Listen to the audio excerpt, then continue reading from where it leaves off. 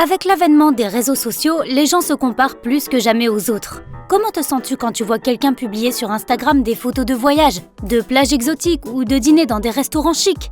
Il semble soudainement que tout le monde soit riche, sauf toi. Eh bien, bonne nouvelle! Les gens riches ne se comparent pas à ce qu'ils voient sur Internet. Ils se concentrent sur ce qu'ils font au lieu de regarder les autres. Ne te sens pas mal de ne pas être dans ces endroits exotiques quand tu peux être fier de te lever du canapé pour faire quelque chose. Les listes de tâches peuvent sembler clichés, mais manifestement, elles fonctionnent. Du moins, c'est ce que pensent 81% des gens riches. La plupart d'entre eux font une liste de tâches avant de se coucher pour pouvoir s'endormir sans penser à toutes ces choses qu'ils doivent faire le lendemain. Richard Branson, le fondateur du groupe Virgin, utilise ce type de liste tous les jours. Non seulement il met sur papier les choses qu'il doit faire, mais il note aussi les idées qui lui viennent à l'esprit par hasard. Il est bon d'avoir une feuille de papier séparée où tu peux noter toutes ces petites choses que tu remets souvent à plus tard. Et bien sûr que tu finis par oublier. Tu sais, comme appeler quelqu'un pour réparer ton imprimante qui est cassée depuis des mois. Faire une liste des fournitures de nettoyage dont ton logement a désespérément besoin. Aller chercher tes vêtements à la laverie ou... Attends, depuis combien de temps cette télécommande n'a plus de pile? Écris aussi tes objectifs. 95% des personnes qui réussissent le font. Si tu en coches au moins quelques-uns, tu n'auras pas à lutter contre le sentiment que rien ne change jamais dans ta vie.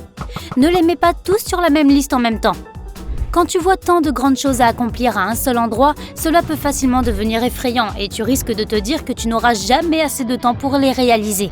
Ta motivation va retomber complètement et tu ne feras pas une seule chose de cette liste. Elon Musk a une idée pour éviter cela. Il utilise des blocs de 5 minutes pour planifier son emploi du temps. Non seulement ces blocs l'aident à suivre ses tâches, mais il lui semble aussi plus facile de traiter ses objectifs un par un. Bravo pour cette idée, Monsieur Musk. Et maintenant, peut-on faire un tour dans l'un de vos vaisseaux spatiaux? Ça ne coûte rien de demander. De nos jours, tout le monde peut s'offrir des sacs de designer, des vêtements chers et le dernier iPhone. C'est juste que les gens qui font ça pour impressionner les autres vont le faire à crédit.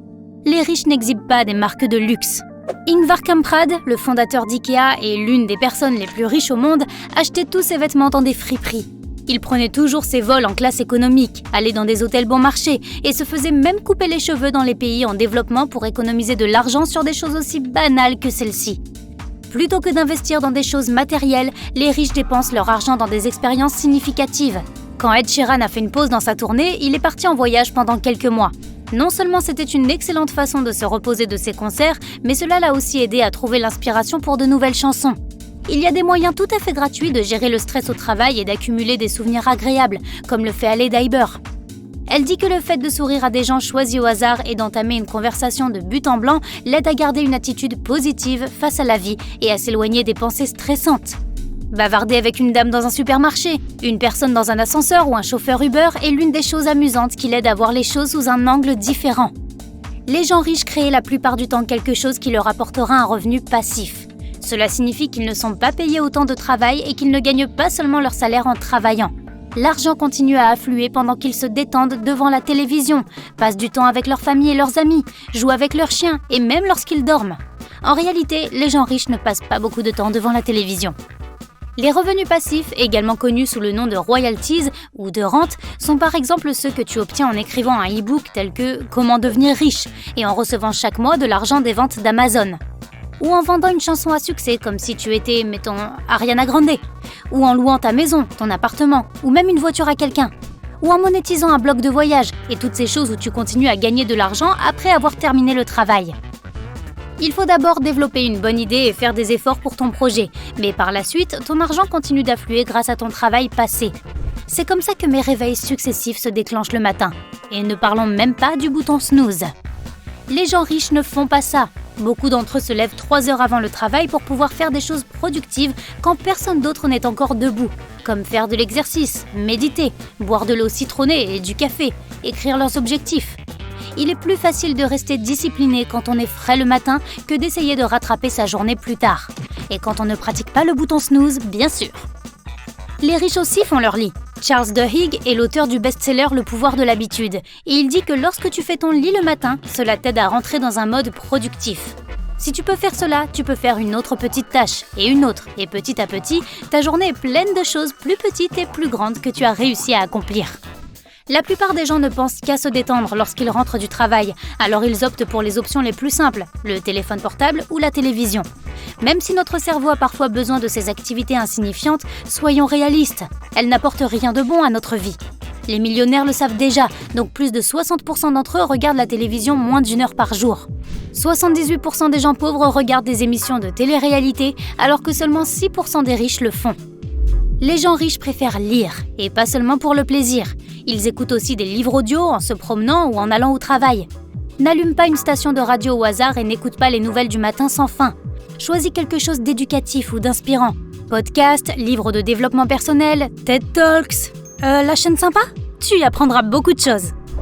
Une bonne éducation ne se limite pas à un diplôme d'études secondaires, malgré ce que pensent de nombreux diplômés. Les gens riches ont tendance à toujours apprendre quelque chose de nouveau et à se cultiver dans le domaine du développement personnel et du travail. Il existe de nombreux cours en ligne, livres et sites web où tu peux trouver quelque chose de nouveau. L'apprentissage dure toute la vie.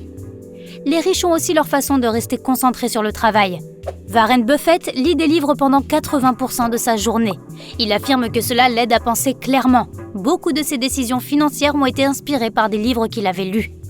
Jonathan Franzen est un auteur à succès de New York et il aime éliminer toutes les distractions extérieures lorsqu'il commence son travail. Il se rend dans un studio insonorisé, éteint les lumières, ferme les stores des fenêtres. Pas de télé, pas de nourriture, pas de téléphone portable, ni d'autres choses que les gens aiment avoir à portée de main lorsqu'ils n'ont pas envie de travailler. Il met même un masque de nuit, même si c'est presque impossible d'écrire comme ça. Les gens riches ont assez d'argent pour manger les meilleurs plats du monde entier, mais ils choisissent quand même des menus simples. Richard Branson affirme qu'il aime manger de la salade de fruits et des muesli au petit déjeuner. Le PDG de Twitter, Jack Dorsey, ne prend qu'un seul repas par jour. Il prend également des bains de glace et fait des exercices de 7 minutes au lieu d'aller dans une salle de sport. Oui, ton corps doit être en bonne santé et en bonne condition physique pour passer la journée. Alors ajouter des activités physiques à ta liste de tâches pour être millionnaire est presque incontournable. Ce que les pauvres ne savent souvent pas, c'est quand ils doivent arrêter de travailler. Les millionnaires savent qu'il ne sert à rien d'avoir des compétences si le corps est épuisé ou stressé. La plupart des gens riches ne se contentent pas de manger leur déjeuner aussi vite qu'ils le peuvent devant leur ordinateur. Ils prennent leur temps, profitent d'une pause et libèrent leur esprit pour les nouveaux défis qui sont sur le point d'arriver. De même, rapporter du travail à la maison est à proscrire. Les gens riches n'abandonnent jamais. Steve Jobs était tenace, même dans les moments les plus difficiles. Quand Apple a fixé la date de lancement du premier iPhone, tout le monde disait que Jobs avait donné à ses employés une mission presque impossible.